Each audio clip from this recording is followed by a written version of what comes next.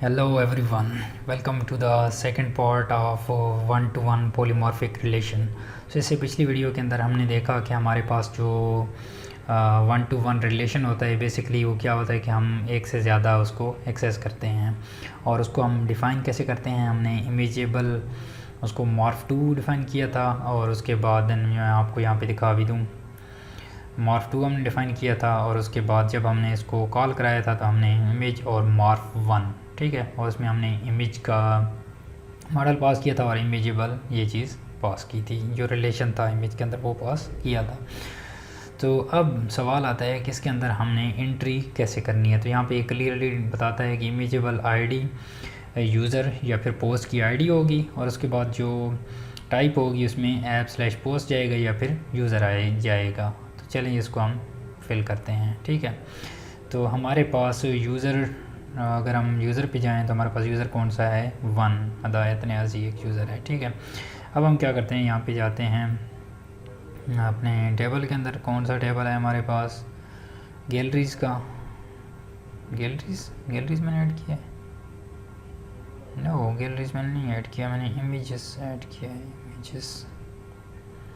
So where it is, images, let me give it a refresh, then it will be updated. Okay, wait for a moment.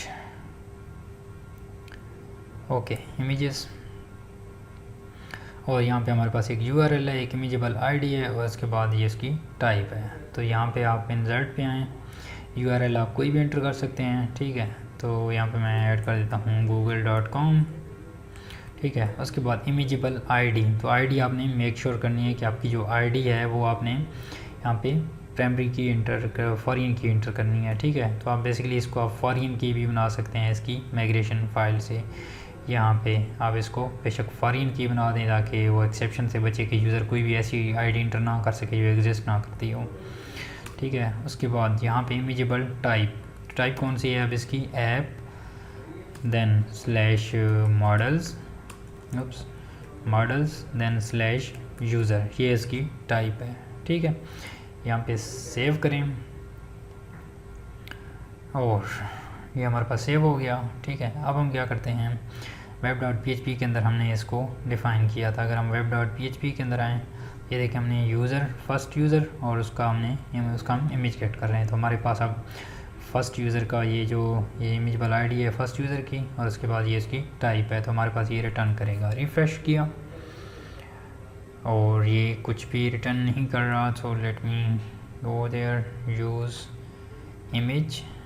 Okay, so basically we are finding the user with image. So image हमारे पास ये work नहीं कर रहा, imageable morph2। Okay, and then let me close the other one, user। In the user we have created the image is return morph1 image class and then imageable, okay, it's correct, imageable, it's correct. Why it's not loading this one?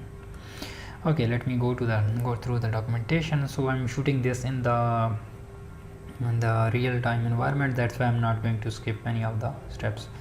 So morph2, extending the model image, therefore morph1 imageable, okay, morph1 image, retrieve आपने कैसे करना है, post, then post का आपने image gate करना है। ठीक है, तो यहाँ पे you may access the relationship via model, for example retrieve the image for a post, we can access the image dynamic properly। so ये हमारे पास ये इमेज और इमेज के अंदर imageable id, save this one, go here, save this one, go here and return the image। so basically why it's not returning, nothing. Okay, let me return this user। okay, and yes, user is returning, but this image is not returning. So what we did wrong here, so let me close this out let me verify it from the documentation. So we did this we added this image in the image able, and this morph to image able, this morph to without any parameter, then image, this morph to imageable. Okay image, okay कोई और image का relation तो नहीं है जिसकी वजह से ये हमारे पास एक्सेस ना हो रहा, नहीं. morph one image, we go to the image and this one image.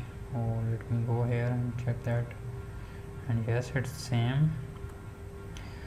Okay, why it's not executing here? So here we need to pass the some other keys like let me go here, morph one, it's correct. Let me pause the video and then I'm coming back. Okay guys, मैंने इसका solution निकाल लिया है. हमारे पास solution क्या है, पिछली video के अंदर हम मॉर्फ मैनी को इम्प्लीमेंट कर रहे थे. तो हमारे पास ये है ऐप, यहाँ पे बैक स्लैश है और हमने वहाँ पे फॉरवर्ड स्लैश पास कर दी है. इसको अपडेट करें तो ये आपके पास एग्जीक्यूट हो जाएगा. ठीक है, रिमूव करें ऐसे और यहाँ पे आप रिफ़्रेश करें. हमारे पास यूज़र रिटर्न हो रहा है तो हमारे पास इमेज रिटर्न होगा. तो ये देखें हमारे पास ये एक इमेज रिटर्न हो रहा है. ये उसका URL है, ये इसकी इमेजेबल ID है और ये उसका पाथ है. ठीक है, हमारे पास क्रिएटेड और अपडेटेड एंड नल है. तो सेम इस तरह से जिस तरह से भी हमने इसको फाइंड किया है, आप सेम यूज़र के अंदर, आप उसके अंदर पोस्ट के अंदर भी सेम ऐसे ही डिफ़ाइन कर सकते हैं. तो मैं यहाँ पे पोस्ट मॉडल के अंदर जाता हूँ, यहाँ पे डिफ़ाइन करता हूँ पब्लिक फंक्शन और यहाँ पे मैं कर देता हूँ इमेज. ठीक है, सेम ही उस तरह से रिटर्न यहाँ पे करें दिस और morph one और इसके अंदर आपने पास करना है यहाँ पे आप कौन सा, अभी हम उसके अंदर मुझे यहाँ पे आपने इमेज पास करना है. सेम जिस तरह से आपने इधर पास किया है क्लास, और उसके बाद यहाँ पे आपने पास करना है imageable. ठीक है, सेव करें. यहाँ पे web.php के अंदर आएँ, यहाँ पे इसको कमेंट करें. सबसे पहले एक पोस्ट को फाइंड करें. post first, we are getting the first post, and here post and then get its image. Let me return this image. Return, save this one, give it a refresh, and no image. Why? Because there is no image of this post. So let's add this. So I'm going to add this one, right, and then URL would be test.cdlcell.com.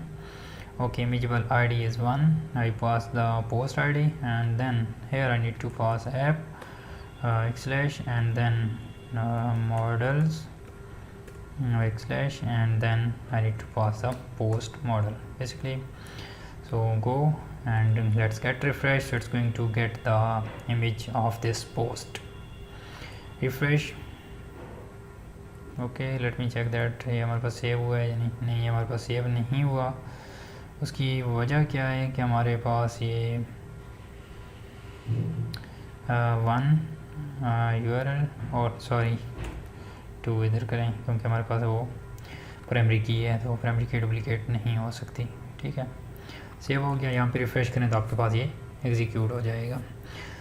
तो हमारे पास ये इसका record नहीं आया. तो let me check that what we did wrong. So basically ये हमारे पास URL है app/model/post.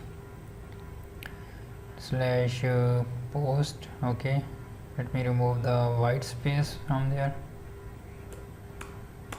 Okay, refresh.